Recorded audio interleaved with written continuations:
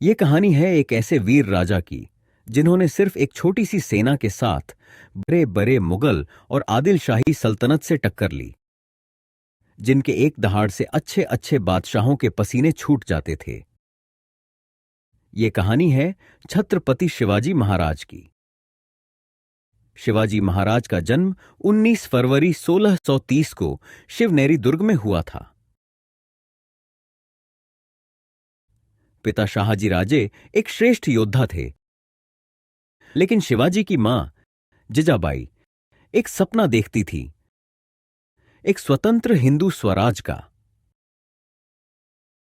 जिजाबाई ने शिवाजी को रामायण, महाभारत और वीर पुरुषों की कहानियां सुनाकर बड़ा किया।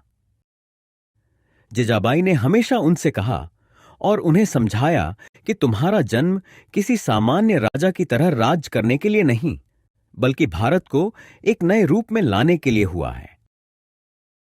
शिवाजी के गुरु दादोजी कोंडदेव ने उन्हें तलवार चलाना, घोड़े की सवारी और युद्ध की कला सिखाई। बस फिर क्या था, शिवाजी एक वीर योद्धा बनने लगे। जब शिवाजी सिर्फ 16 साल के थे, तब उन्होंने एक ऐसी बात सोची जो किसी ने सोची भी नहीं थी, एक नए राज्य का निर्माण। शिवाजी ने अपने 300 सैनिकों के साथ तोरना दुर्ग पर आक्रमण किया और विजय हासिल की। यह मराठा राज्य की पहली जीत थी।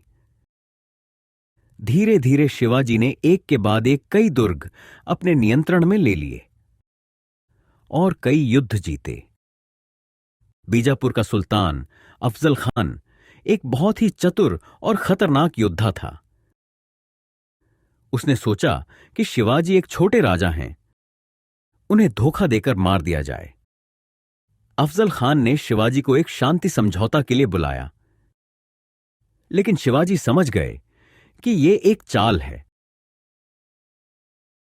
जब दोनों मिले, तब अफजल खान ने शिवाजी को गले लगाने के बहाने उन्हें अपनी तलवार से मारने की कोशिश की, लेकिन शिवाजी तैयारी करके आए थे।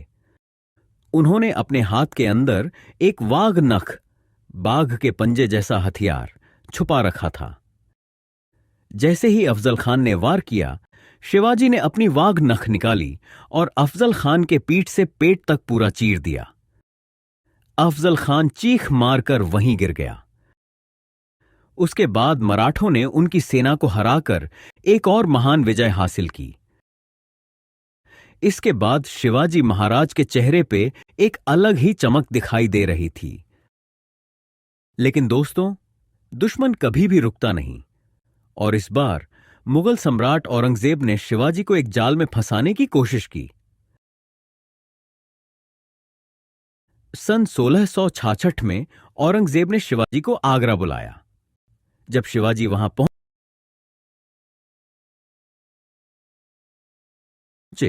तब उन्हें औरंगजेब ने धोखे से बंदी बना लिया।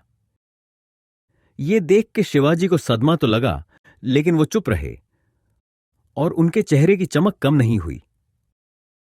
ऐसी हरकत करके औरंगजेब अपने आप को बहुत चालाक समझ रहा था, लेकिन शिवाजी भी किसी से कम नहीं थे।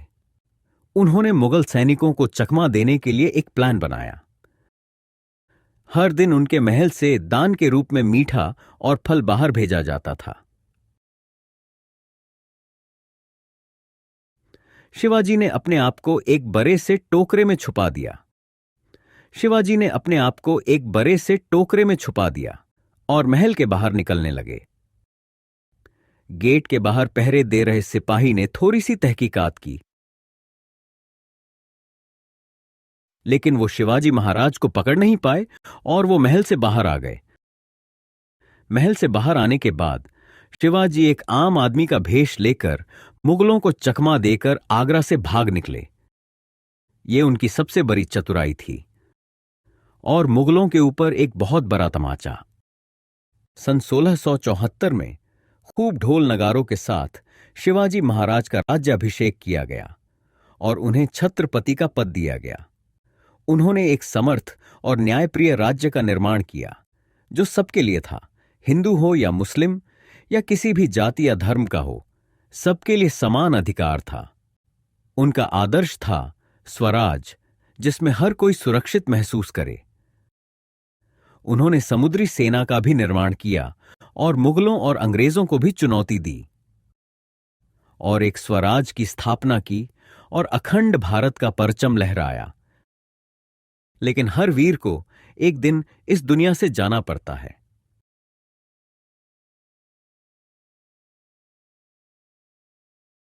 कुछ लोग कहते हैं कि उनकी तबीयत खराब हो गई थी, जबकि कुछ कहानियां बताती हैं कि उन्हें जहर दिया गया था।